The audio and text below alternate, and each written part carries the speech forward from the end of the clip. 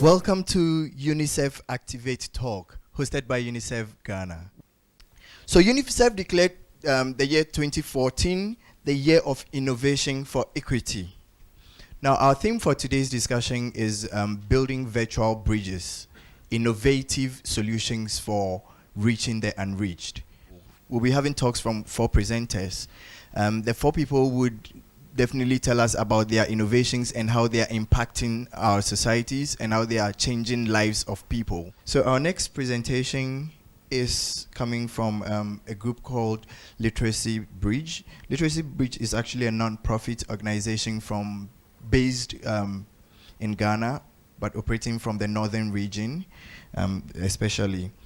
Andy would be talking on their product, which is called the Talking Book Technology.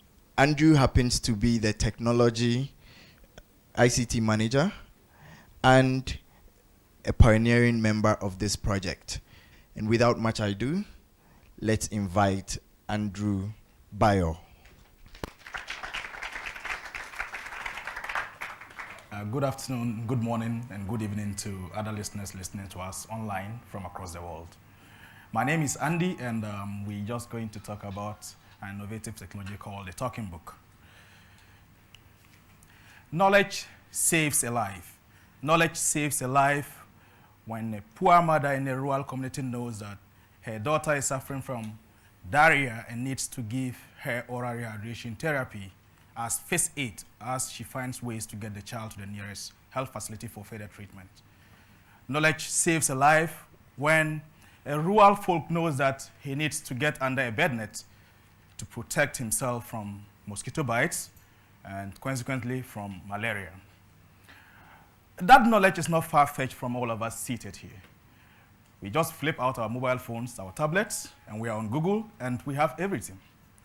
For the other world's 1 billion people, this is really an issue because they don't have the privilege we have. They don't have internet connection, they don't have mobile phones, and they live in rural, hard-to-reach places. And is this 1 billion people our organization, and in fact, myself, we are very concerned about? This 1 billion people don't have access to this knowledge, and they badly need this knowledge to be able to improve upon their livelihood. And interestingly, when they don't have this knowledge, this is what happens. The bed net that is supposed to be protecting the child and the mother from getting infected by malaria ends up in the farm, protecting tomato seedlings. That is lack of knowledge. A farmer tries to do mixed cropping, and he doesn't know that there are some batch of crops you need to combine together to make that mixed cropping work. He doesn't know the required spacing to give his crops to have adequate harvest. That is lack of knowledge. A lot of organizations provide funding for so many things, but without an educational component of it, it's not as effective. And this is where we come in. We try to bridge the literacy gaps, the access to information gaps between the rural people who really matter and those of us that are privileged to be sitting here. The people we work with are people that live in the most hard-to-reach places in the world. There are people that live under $1 a day. There are people that have no electricity in their communities. There are people that have no mobile phone service in their communities. These are people who still believe that when a little child dies out of malaria, it's caused by a witch, and maybe an old lady gets busted and kicked out of the community. These are the people that we are very interested in, and these are the people that our technology reaches out to. How do we do this? We do this through this magical device called the Talking Book. The Talking Book is an affordable audio digital computer that I have been working with to develop in rural Ghana, northern rural Ghana, for the past 7 years. It's a computer that is designed locally for rural people, and it was designed through what we call participatory user design methodology. So this device can be used by anybody without any form of literacy. You don't need to be educated. You don't need to have any form of literacy to be able to use the device. It speaks to you and guides you through audio prompts for you to navigate around it and listen to content of your choice. The content could be in health, agriculture, literacy, human rights, whatever content that can go into an audio format, we can design it and put in there for our rural folks to listen to. It is very interactive because it allows you, the user, the rural user, to also have a voice. You are able to speak into the device and record your voices about messages that you are listening to. You might want to ask for some other messages that might not be there, or you want to comment on some messages that you have heard and need further interpretation to understanding them. The device itself doesn't need any sophistication. You don't need to have mobile coverage, and it uses just local batteries that are readily available for everybody to buy in all rural communities. So that's our device, that's our technology we came out with to break this gap and help our brothers and sisters that are in the rural world. But how are they using this in the communities? Is there anybody from Northern Ghana here? Maybe from Upper West? Or? Yes, good. So from Northern Ghana. So you will know that up north, where I have lived all my life and I'm doing this project on, we sit around a bowl of TZ in the evening, maybe 10 or more people, and have our diet. After we have our meal, we will definitely talk. So communities are using this device after those times to listen to some episodes from the talking book and then discuss them. If they have concerns, they record their voices in there, and then we have that feedback. We are able to analyze that feedback and know what they are listening to, how many hours they are listening to it, how many minutes they are listening to it, and we are able to improve our program based on that.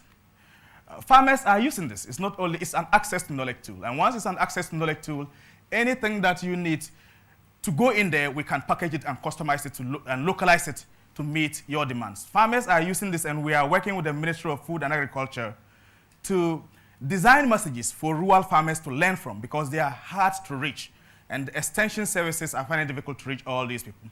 So we have agric messages in here, and of course, we all know that in the rural world, most of them are subsistence farmers. So they listen to health messages, human rights messages, and then, of course, also listen to messages that can improve their agriculture. This is just a typical use of the talking book. You can see the farmers there. Right now in Northern Ghana, they are uprooting groundnuts and plucking them. So they are plucking their groundnuts and listening to messages on the talking book created by MOFA in partnership with us. And the messages they are listening to is on how to be able to dry the groundnuts and store them so that they can be safe in the next farming season. This is one of the most touching pictures that I've ever taken. So the two ladies you see in the slide there are traditional birth attendants. These are people here that will deliver ladies or women who are in rural communities. Now that has changed. They want every single mother to be able to deliver in the health facility. So the messages they are listening that we created in collaboration with Ghana Health Service are messages telling them not to try to deliver women at home. Their messages are telling them the procedures they have to follow to bring women that are in labor safely to the hospital so that they can deliver there and have proper people attend to them. But how do we create our content?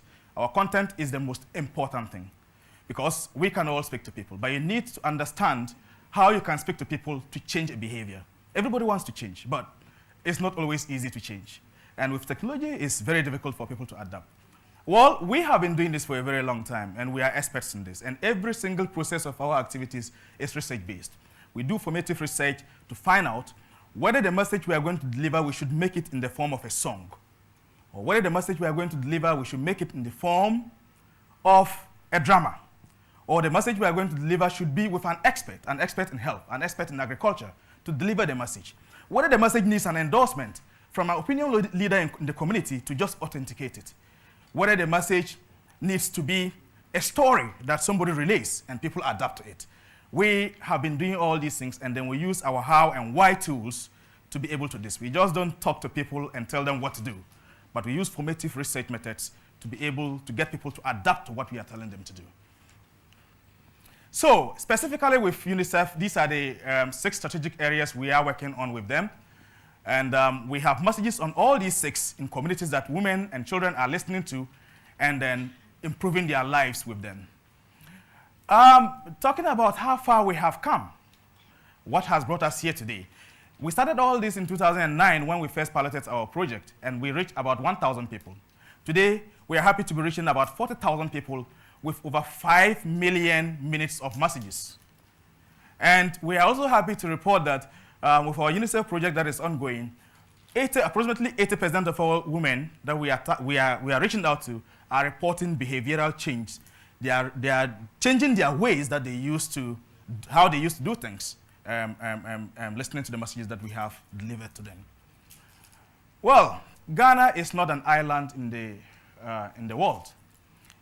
It's not only in northern Ghana or in Africa that there is poverty. There is rife poverty in Asia. There is rife poverty in South America. And today, in this digital age, we at Literacy Bridge, we don't see a reason why somebody should not have access to education, access to information that can improve a person's life. We don't see the reason why a woman should not have access to be able to reach out to their children and then explain how they can adapt things that can attend to their life. So reach us, anybody that wants to contact us, hit us online at literacybridge.org. If you have a project that is interesting across the world, please speak to us and then we can see how this works. We want every single person to have life-saving information that can improve their lives. Thank you very much for your audience. Thank you very much, Andy.